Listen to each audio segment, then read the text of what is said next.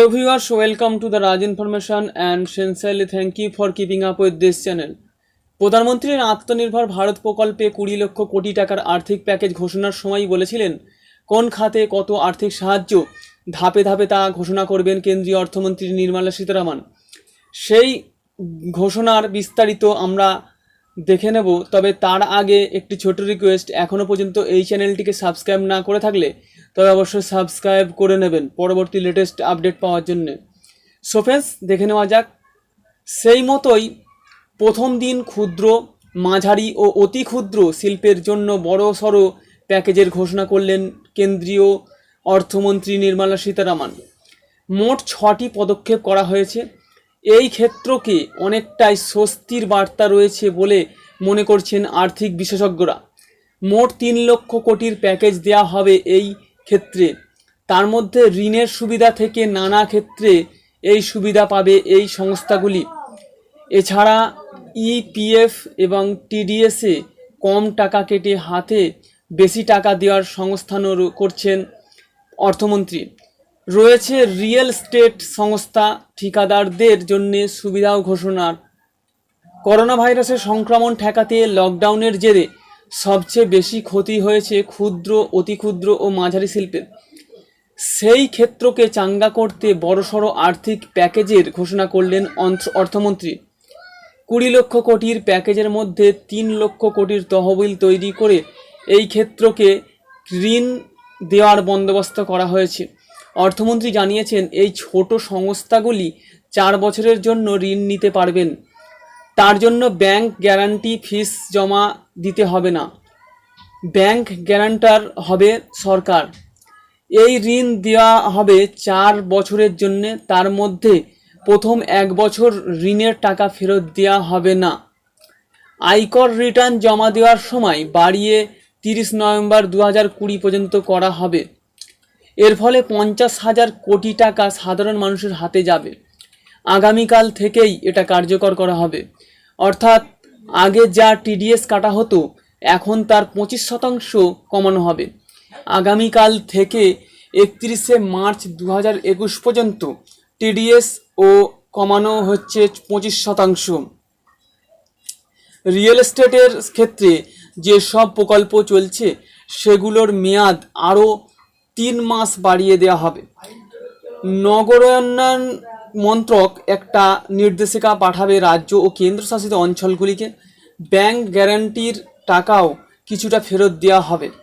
Public private সংস্থার ঠিকাদারির ক্ষেত্রেও এই নিয়ম কার্যকর করা হবে। রেল, রাস্তা বা অন্য কোনো ক্ষেত্রে যেসব ঠিকাদার সরকারি কাজ করছেন তাদের কাজ শেষ করার জন্য 3 থেকে 6 মাস বাড়ানো হচ্ছে। তবে এর সুবিধা গ্রাহকদের দিতে হবে। এই প্রকল্পের মাধ্যমে এই সংস্থাগুলি ঋণ নিতে পারবে। এই সব সংস্থার জন্য 90,000 কোটি টাকার প্যাকেজ দেওয়া হবে। সরকারি বিদ্যুৎ উৎপাদনকারী ও বিদ্যুৎ সরবরাহকারী সংস্থাগুলি বিরাট অর্থ সংকটে ভুগছে। এর ফলে ঋণ নিতে পারবে সংস্থাগুলি। কোনো গ্যারান্টি লাগবে না, সরকার গ্যারান্টার হবে। 45,000 কোটি টাকার অতিরিক্ত সুবিধা দেওয়া হবে। এই প্রকল্প আগে থেকেই চালু আছে, কিন্তু তার চরিত্র কিছুটা বদল করা হয়েছে। 30,000 কোটির একটি প্যাকেজ এই ক্ষেত্রের জন্য দেয়া হবে। নন ব্যাংকিং ফাইন্যান্সিয়াল কোম্পানিজ এর ক্ষেত্রে বহু সংস্থা বিরাট সমস্যার মুখে পড়েছে। হাউজিং ফাইন্যান্স এবং মাইক্রো ফাইন্যান্স সংস্থাও সমস্যায় পড়েছে। এর ফলে সংস্থার ক্ষেত্রেও সুবিধা হবে, তার হাতে নগদ টাকা বেশি পাবেন। তবে সরকারি কর্মীদের ক্ষেত্রে 12% কাটা হবে, কর্মীদের থেকেও 10% কাটা হবে। আগামী 3 মাস চাকরিদারদের জন্য ইপিএফের 12% দিতে হবে না, দিতে হবে 10%। আগে মার্চ, এপ্রিল ও মে এই 3 মাসের জন্য দেয়া হয়েছিল, সেটা বাড়িয়ে জুন, জুলাই, আগস্টেরও করে দেয়া হচ্ছে। ইপিএফ থেকে টাকা তোলার সুবিধা পাবেন এই ক্ষেত্রে কর্মরত শ্রমিকরা।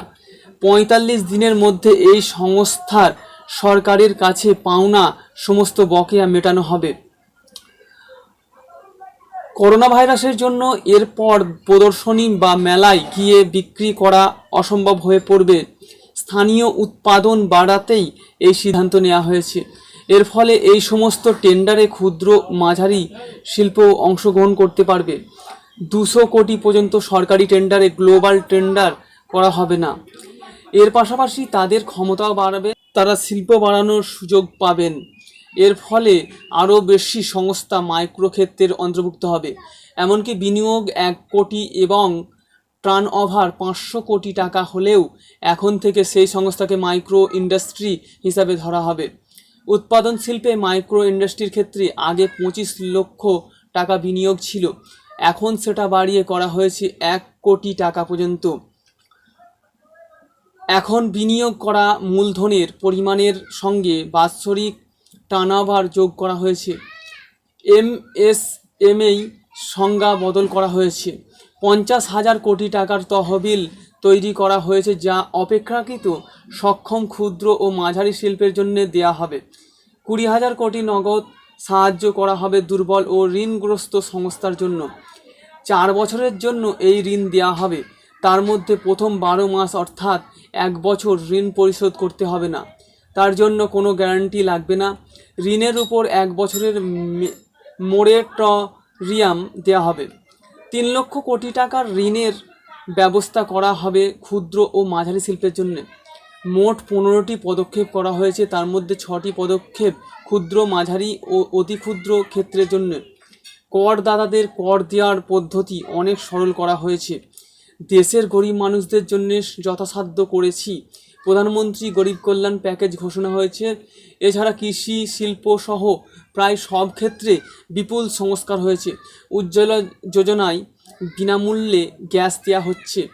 ব্যাংক মিত্ররা বাড়ি বাড়ি গিয়ে টাকা দিয়ে আসছেন, সেই টাকা আনতে ব্যাংক যাওয়ার প্রয়োজন নেই।